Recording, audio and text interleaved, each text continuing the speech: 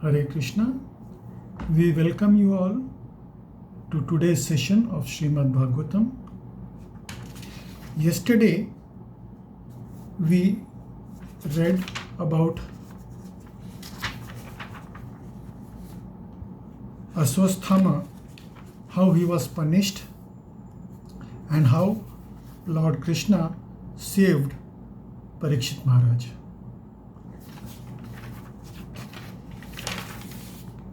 Today we are going to elaborate on the topic, instructions to King Yudhisthira by Bhishma Dev and passing away of grandsire Bhishma.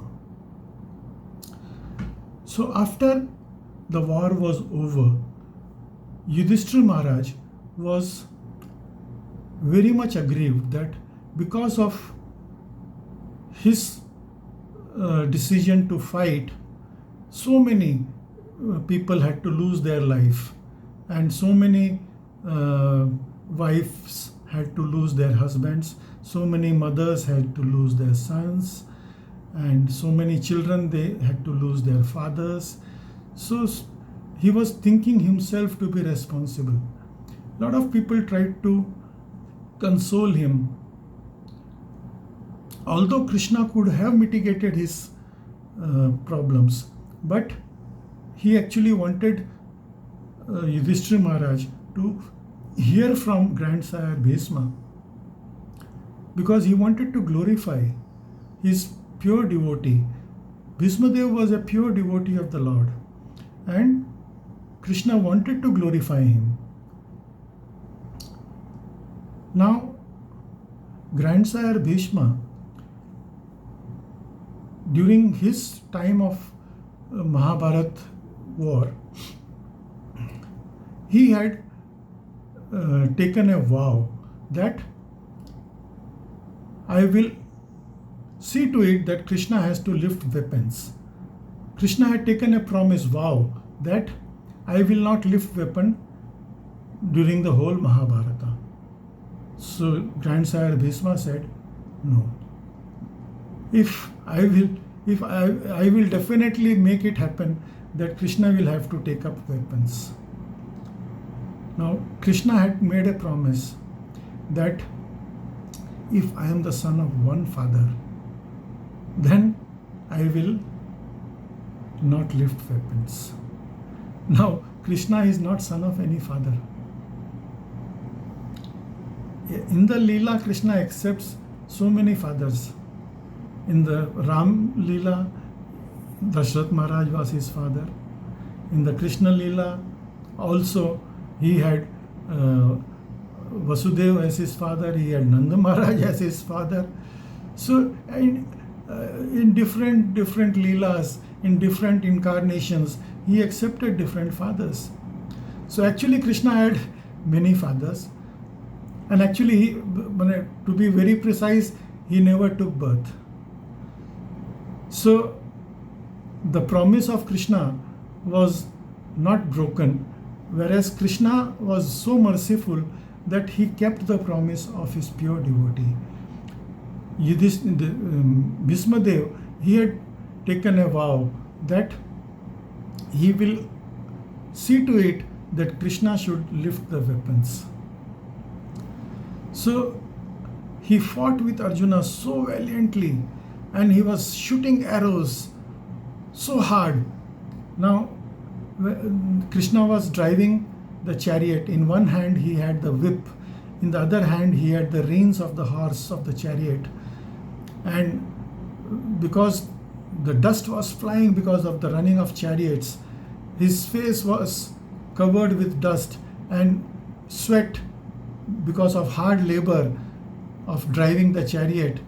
His body was covered with sweat, and the dust would be smeared on his body. So he was looking chivalrous, so beautiful. And Bhishma Dev, he was enjoying. And because of the sharp arrows of Bhishma Dev, Krishna was bleeding, and the bloods were coming out of his wound. Actually, it's all Leela.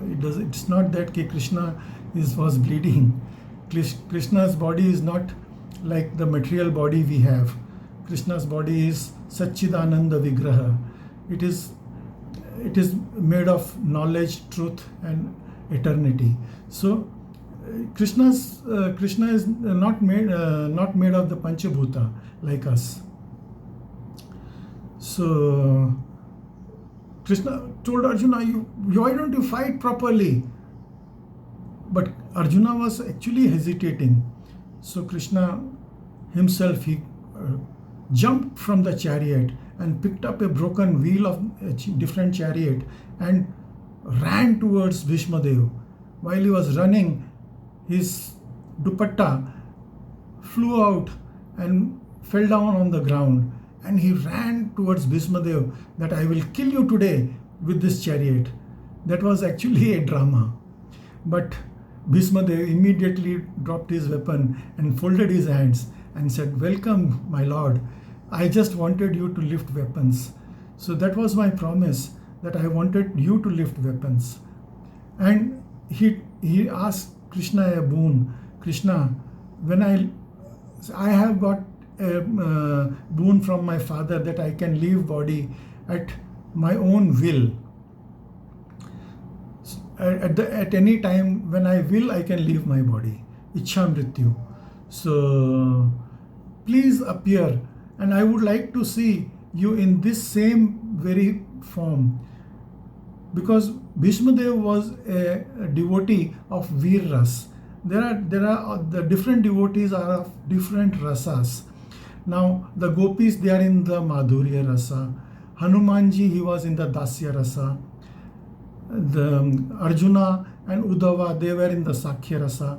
So like that, the Yasoda Maya and Mata Devaki, they were all in the Vatsalya rasa. Balram, he was the elder brother, so he was also in the Vatsalya rasa as well as Sakhya rasa, because he used to play with Krishna, so Sakhya rasa also, and since he was the elder brother, so he was having the Vatsalya also to Krishna. So different devotees have different kinds of relation with Krishna, and according to the relation, they have different rasas with Krishna, and Krishna enjoys that rasa with his different devotees. So Bhishma Dev, he was in the Veer rasa, and he was chivalrous. He would always enjoy the pastimes with the Lord of his battle. And so he folded his hand and he prayed, "Well, Lord, please come to me."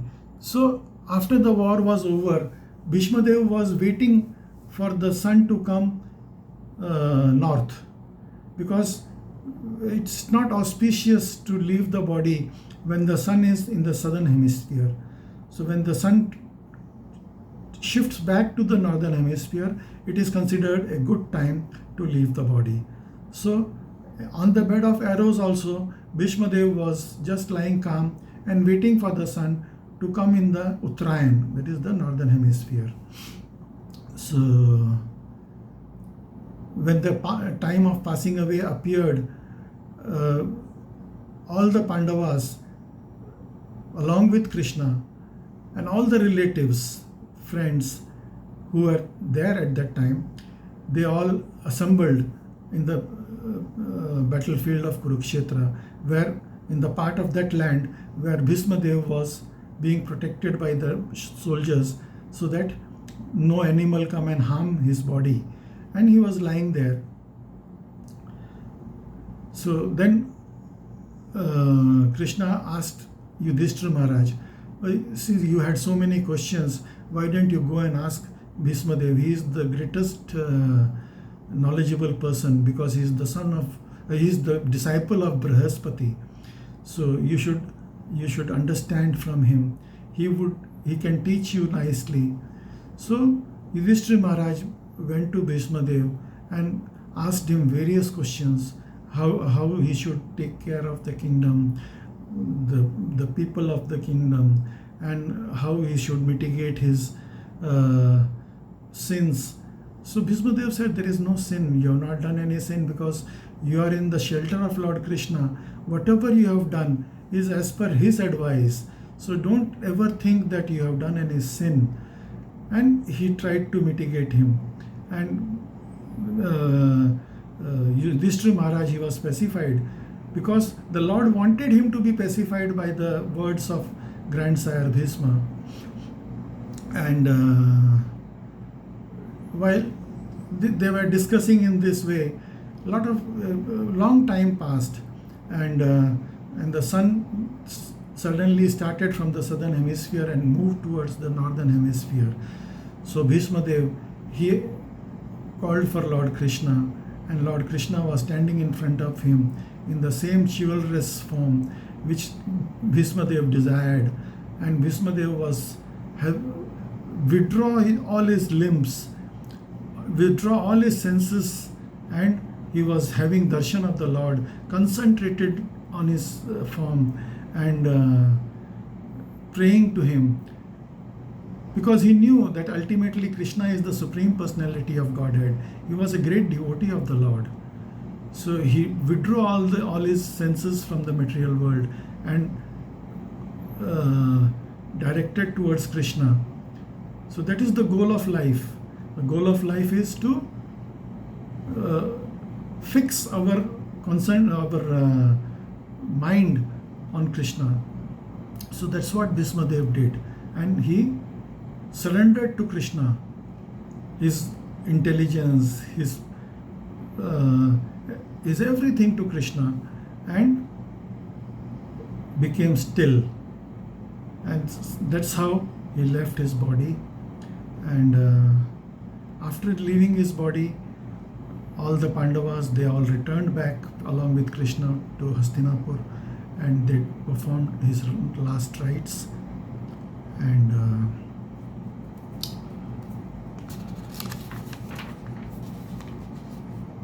tomorrow we are going to discuss Lord Krishna's departure from Hastinapur to Dwarka. Now, since the war was over and Uttara was also safe, Parikshit Maharaj was safe, and now Krishna, the Dwarka Vasis, they were waiting for Krishna because they were missing Krishna. They are also great devotees of Krishna. So now Krishna has to return back to Dwarka. So tomorrow we will discuss Krishna's departure from Hastinapur and arrival in Dwarka.